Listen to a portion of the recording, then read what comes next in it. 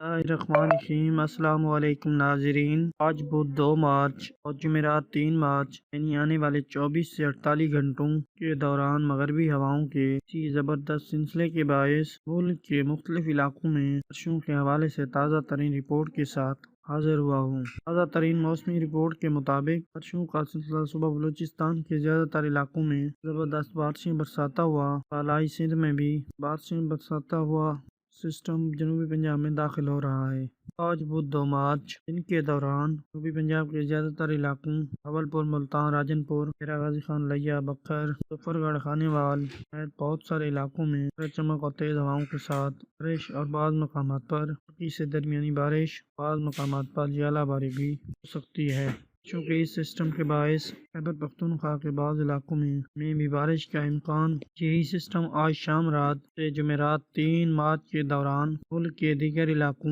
لاہور، فیصل آباد، نارووال، سیالکوٹ، اسلام آباد، اری، راولپنڈی، اسلام آباد اور کشمیر سمیت ملک کے دیگر شمالی بالائی علاقوں میں بھی بارش کا باعث بنے گا۔ دن کے دوران بارش کا زیادہ فوکس جنوبی پنجاب کے مختلف علاقوں پر ہوگا اور یہی سسٹم آج شام رات سے ہونے والے 48 گھنٹوں کے دوران ملک کے دیگر علاقوں میں کہیں کہیں بارشوں کا باعث بھی